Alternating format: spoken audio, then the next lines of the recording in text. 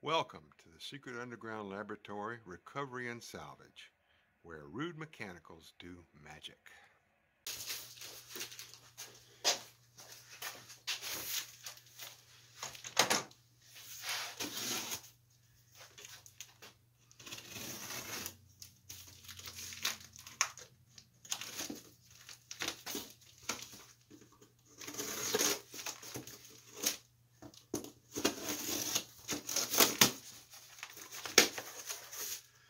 Hello, I'm Bronze Age, Director of the Secret Underground Laboratory Recovery and Salvage. And despite appearances, this is not an unboxing video. Okay, we really are sort of unboxing it. But that's not really the point. The point is to get this thing out of the box.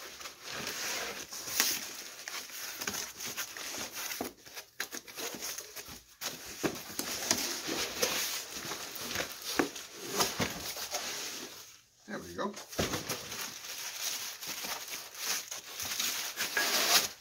And what we have here is a pretty big electric motor. And this motor is the replacement for this motor. Now this motor is the original equipment that came on the lab's 1970 model Craftsman table saw. And I would like to keep it. Unfortunately, that's just not economically viable. This little red button right here is a thermal switch. Its job is to shut the motor off if it gets too hot inside. And about 10 years ago, things shut down, and it turned out the switch had gone bad. I took it down to the electric shop known as Muff's Motor Repair, where Mr. Muffaletto worked on small electric motors. I remember going there with my father when I was probably about 12 or 13. And he was still in business when I needed his help. So I took this motor down there. He replaced this switch, and for $100 I was back in business. Well, Mr. Muffaletto's not in business anymore. And I started making calls, seeing if there's anybody taking his place. And basically I was told anything less than 15 horsepower, there's no money in it. So I'm replacing this for not much more than what I paid Mr. Muffaletto 10 years ago.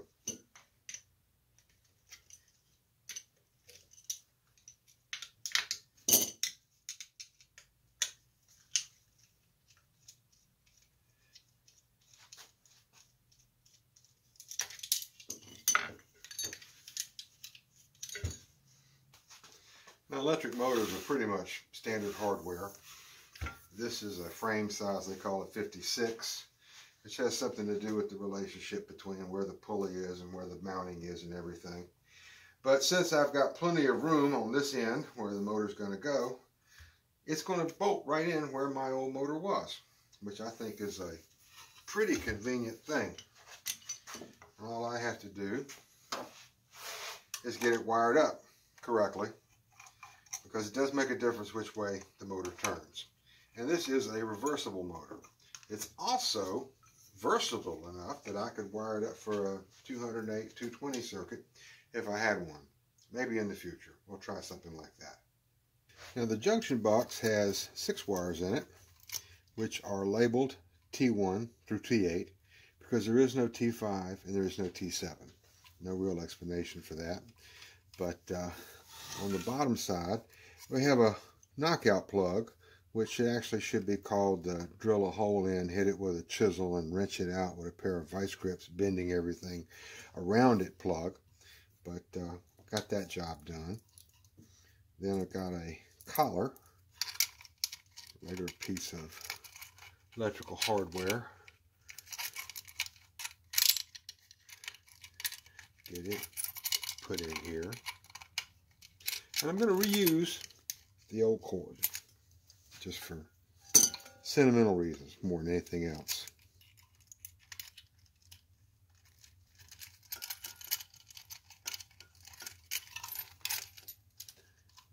And they've even given me a very convenient little ground screw down here in the bottom on the motor case. Now the wiring instructions just say line 1, line 2, Don't specify hot, don't specify neutral, don't give me any more information than that. So I'm going to wire this up with wire nuts just to make sure that I've got the rotation correct, because how you pair up these wires, T1 through T8, makes a difference of which way the motor is going to turn. Now what we're hoping for is clockwise.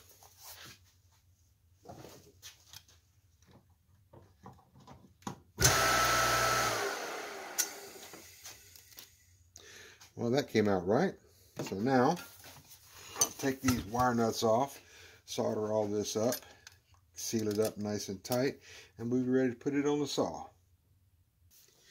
Now, all connections in the Secret Underground Laboratory are soldered, especially when you've got this many wires, because no real good way to be sure that you've got them twisted up with good contact. And a loose wire is a hot wire. A hot wire, when I say hot wire, I mean like as in gets hot, will oxidize and corrode, and then that is the root of your bad connection, which just gets worse and worse and worse. And this is shrink wrap tubing, which, as the name says, shrinks when it gets hot. And that'll draw down tight. Curl this over and put another piece of shrink wrap on it. Hit that with the torch, and we've got a double seal, which should keep this from getting most of the air to it, but mostly what it does is it prevents any kind of puncture or rubbing through. It makes a good, solid, safe connection.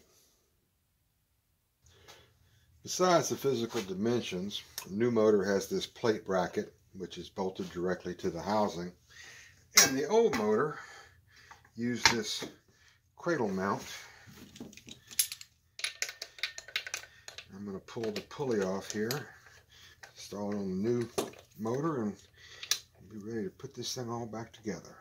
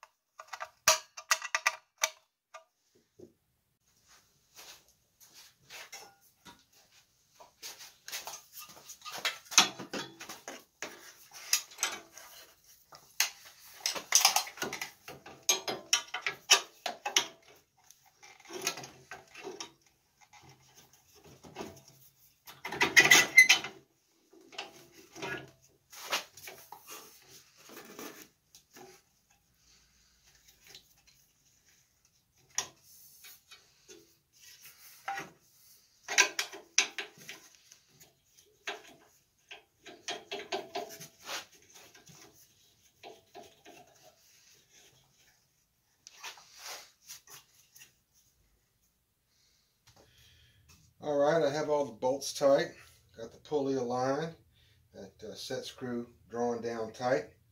So I guess it's time to see what this machine's going to do.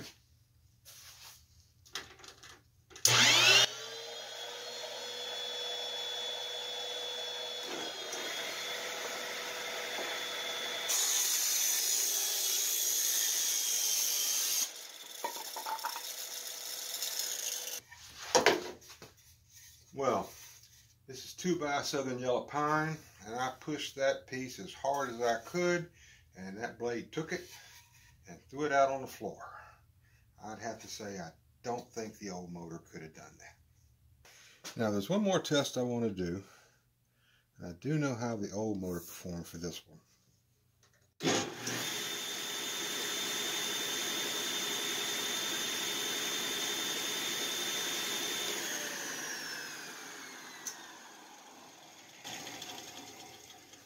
Well, I don't think it wobbled that much.